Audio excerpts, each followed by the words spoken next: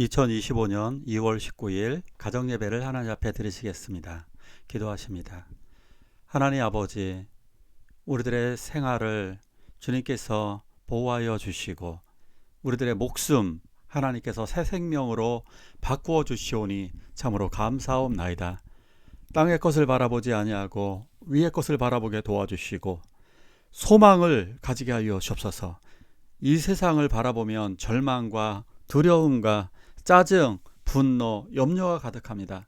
그러나 저 하늘나라 영원한 생명, 영원한 기쁨을 바라보게 하여 주시고 오늘도 말씀으로 새 힘을 얻게 하여 주시며 그리고 우리들이 좋은 생각으로 변화되게 하여 주시옵소서. 예수님의 이름으로 기도하옵나이다. 아멘. 사도신경으로 신앙 고백하십니다.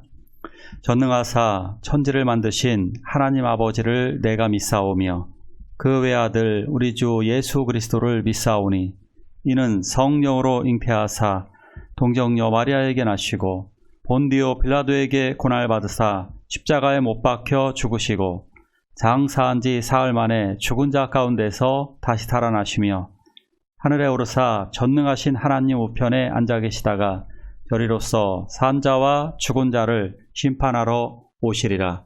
성령을 믿사오며 거룩한 공예와 성도가 서로 교통하는 것과 죄를 사하여 주시는 것과 몸이 다시 사는 것과 영원히 사는 것을 믿사옵나이다. 아멘.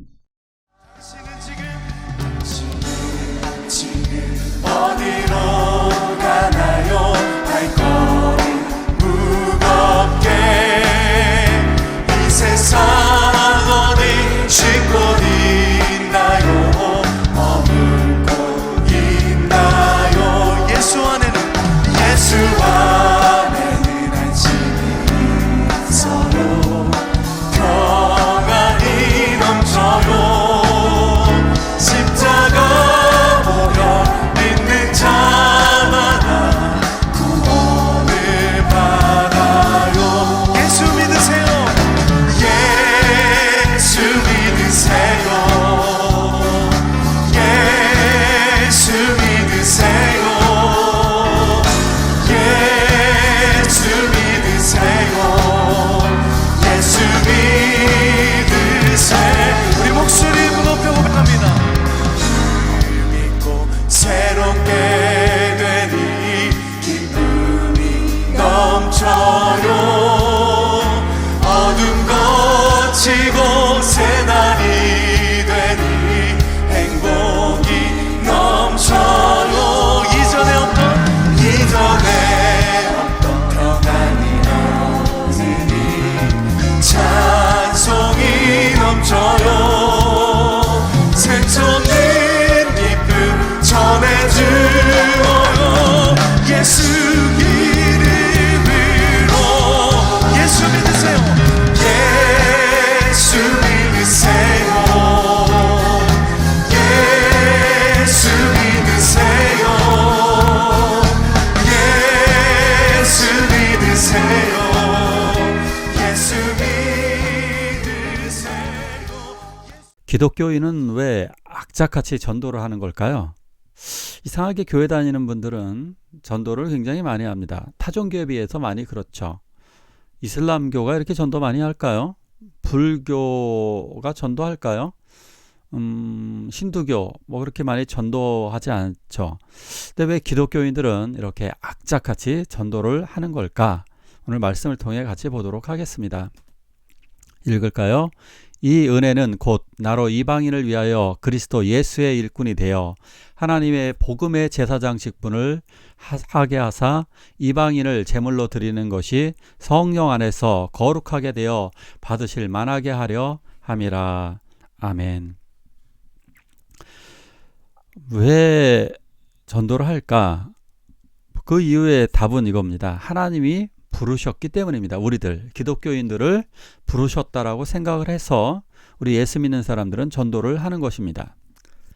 우리들은 명령을 받았습니다. 예수 믿는 사람은 하나님의 부르심을 받고 명령을 받았습니다. 바울이 그 이야기를 하고 있는 것입니다.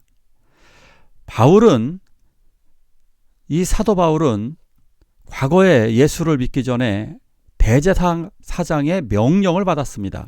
그래서 기독교인들을 체포하였습니다. 사람들은 누군가의 명령으로 살아가게 됩니다. 사실 그렇죠. 명령 안 받는 사람은 거의 없는 겁니다. 누군가의 명령으로 직장 생활에서 어떤 업무를 하게 되고요. 학생들은 교사 선생님들이라든가 여러 학원 선생님들의 명령에 의해서 공부를 하고 있습니다. 또한 부모의 명령으로 학원을 4개, 5개씩 다니기도 하는 것입니다. 바울은 사람의 명령을 따라다녔습니다. 사람의 명령을 따라서 다메섹으로 예수 믿는 자들을 체포하러 가던 도중에 예수님을 만났습니다. 그리고 예수 그리스도를 확실히 이 빛 가운데서 만난 이후에 이제 복음을 위한 사도로 부름을 받게 되었습니다. 그래서 이제는 사람의 명령을 듣는 것이 아니라 하나님의 명령을 받는 복음의 일꾼이 된 것입니다. 이제는 사람의 일꾼이 아니라 예수 그리스도의 일꾼이 된 것입니다. 우리들도 몸은 누군가에게 명령을 받고 있지만 정신적으로 우리들은 예수 그리스도의 일꾼이 된 것입니다. 세상 사람들은 세상의 권력을 가지고 대단하다고 생각합니다. 비서실장이 된 사람들이 그렇죠. 대통령의 백을 국무총리가 되면 더 하겠죠. 장관들 역시 마찬가지죠. 국회의원들 그 배지 하나 가지고 얼마나 허세가 가득합니까? 그런데 우리는 그 정도 썩어질 직분이 아니라 우리들의 신분이 중요한데요.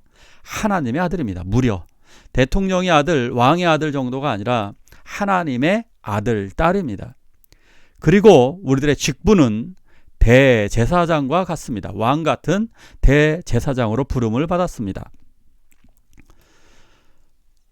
우리들은 복음의 제사장 직분을 하나님께 얻게 되었습니다. 제사장의 직무, 이건요 고대 시대의 엄청난 영광입니다. 신분 체계 같은 거 한번 볼까요? 고대 시대라든가 인도 카스트 제도 이런 거 있잖아요. 왕족과 제사장은 같은 동급입니다. 특별 귀족으로 영광을 누리게 되는 것입니다. 그래서 제사장으로 봉사하는 것은 영광의 직분이고 감히 범접할 수 없는 것입니다. 그런데 무엇을 위한 제사장 직무는 무엇을 행할까요? 그러니까 무엇을 위한 제사장 직무일까요? 제사장들은 무슨 역할을 하느냐? 양과 비둘기, 소 이런 것들을 잡아서 하나님께 드리는 겁니다. 그 이유가 뭐냐? 가장 중요한 제사의 기능 중에 하나가 속죄의 기능입니다. 이렇게 염소나 양에게 안수하죠. 안수하는 것은 우리들의 죄가 전가, 이전되었다라고 하는 것을 의미하는 것입니다. 자, 그래서 이 속죄의 직분을 행하기 때문에 사람들이 가장 소중하게 생각하는 거예요. 우리들의 죄를 용서받을 수 있게끔 하는 사람이 이 제사장이라고. 자, 우리들은 이러한 더 놀라운 이 제사장 직분, 이건 1년에 한 번이고요. 다음에 죄를 짓게 되면 또다시 해야 됩니다. 무효입니다. 하지만 우리들은 영원한 죄사함을 얻게 되었고 영원한 생명, 영원한 가장 위대한 직분을 우리는 수행하고 있는 것입니다. 자, 그렇다면 이 제사장들이 하는 것들이 바로 무엇이냐? 제물을 드리는 것이라고 했습니다. 자, 그런데 어떤 제물일까요? 어떤 제물이냐면 바로 이방인을 제물로 드리는 것입니다. 제물 중에 가장 좋은 제물은 인간입니다. 하나님이 가장 기뻐하시는 제물은 인간입니다. 그래서 아브라함에게 가장 사랑하는 아들 이삭을 바치라고 했습니다. 아브라함은 이삭을 바쳤습니다. 드린다라고 하는 것은 어떻게 보면 하나님 것이었기 때문에 하나님 앞에 되돌려 드리는 것입니다. 예를 들면 이런 겁니다. 가출한 아이. 독립영화 중에 박화영이라고 하는 어떤 영화가 있었어요. 이 가출한 아이들의 생활을 많이 다루고 그러는 건데요. 제가 과거에도 보면 이렇게 집 나간 아이들 찾으러 다니잖아요. 엄마는 정말 눈물을 흘립니다. 엄마 아버지는. 그래서 찾아오면 부모님도 울고 아이도 웁니다. 아이들은 자기가 마음에 안 든다고 공부도 하기 싫고 그래서 나가게 되면 당연히 공부도 못할 뿐만 아니라 학교 졸업도 못하고 그러면 사고치고 담배, 본드, 폭력, 도둑질, 별의별 나쁜 짓은 다 합니다. 자, 이렇게 부모를 떠나서 집을 나갔던 아이들을 설득해서 데려오게 되면 아이도 새로운 인생을 살게 되고, 그리고 부모님에게도 커다란 기쁨이 되는 것입니다. 부모님이 너무너무 좋아합니다. 보통 이런 것들을 누나들이나 형들이 이런 경우도 많이 있죠. 돌아오게끔 아이가 어디 있는지 잘 아니까 한 칸 건너면. 하나님은 이렇듯이요, 죄인들이 돌아오는 것을 가장 기뻐하십니다. 이방인을 제물로 드린다라고 하는 것은 하나님을 떠났던, 예수를 몰랐던 이 사람들을 다시금 데리고 와서 회복시키는 것을 의미하는 것입니다. 같이 읽어볼까요? 내가 너에게 이르노니 이와 같이 죄인 한 사람이 회개하면 하늘에서는 회개할 것 없는 의인 99으로 말미암아 기뻐하는 것보다 더 하리라. 죽을 뻔했던 아이, 사라졌던 아이가 살아 들어오는 기쁨, 정말 너무너무 놀랍습니다. 행방불명되면 얼마나 많이 눈물을 흘리면서 애타게 찾으러 다니는지 아시지요? 이렇게 잃은 양 하나, 죄인 하나가 회개하면 하나님은 너무너무 기뻐하시고, 이 아이가 돌아오게 되면 천국에서는 잔치가 벌어지게 되는 것입니다. 기독교인은 바로 이러한 것을 알고 있기 때문에 예수 믿는 사람들은 기쁨으로, 아주 열심으로 전도를 하는 것입니다. 그래서 전도는 사실상 기쁨인 것이고 하나님에게도 놀라운 기쁨인 것입니다. 자, 기독교인들 왜 악착같이 전도를 하는 걸까? 단어가 좀 틀렸네요. 왜 전도를 하는 걸까? 그것은 바로 이것이죠. 절망으로 살 이 아이들, 아까 가출을 했다면 이제 더 고통과 절망으로 하층민으로 살아가게 될 것입니다. 그렇게 살다 죽겠죠. 자, 그런데 이렇게 한번 생각하시면 됩니다. 일반 사람들이 아닙니다. 왕의 아들이 가출했으면 어떻게 됐을까요? 이 아이는 장차 왕권을 이을 아이인데, 이 아이가 거렁뱅이가 되고 거지가 되었다면, 그리고 깡패가 되었다면, 이것입니다. 예수를 모르는 인생은 마치 이런 하층민 인생처럼 정말 일방적인 이 세상을 살다가 죽어가게 되는 것입니다. 고작 80년, 물론 요즘은 수명이 길어져서 100년 살지만 고작 100년 인생을 조금 낮게 살겠다고, 엄청 대단히 이 사람 예수 안 믿는 사람들이 훨씬 더 낮게 사는 것도 아닙니다. 그러면서 고작 80년 100년을 행복하게 살겠다고 예수를 버립니까? 그리고 영원한 생명을 버립니까? 하나님의 나라를 버립니까? 더구나 하나님이 함께 하시면 영원한 기쁨, 행복, 지금 이 순간 능력, 기쁨, 그리고 평안, 그 여러 가지 기도의 해결, 이러한 모든 선물을 주시는데, 자, 우리 함께 기도하시길 원합니다. 우리 가족의 구원, 내 친구의 구원을 위해서 함께 기도하시겠습니다.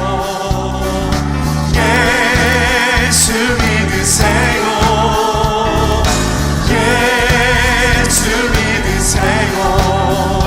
예수 믿으세요. 우리 목소리 높여 고백합니다. 믿고 새롭게 되니 기쁨이 넘쳐요.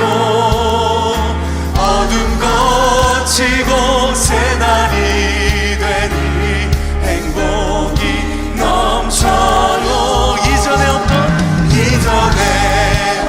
평안이 넘치니 찬송이 넘쳐요.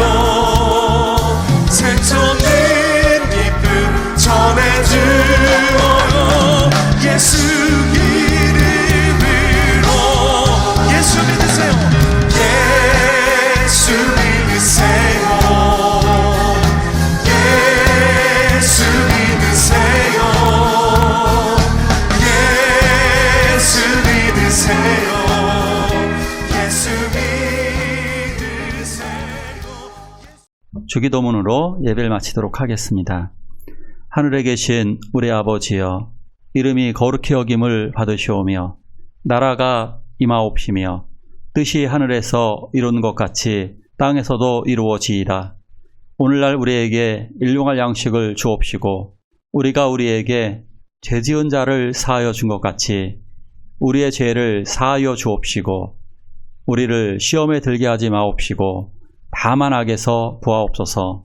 대개 나라와 권세와 영광이 아버지께 영원히 있사옵나이다. 아멘.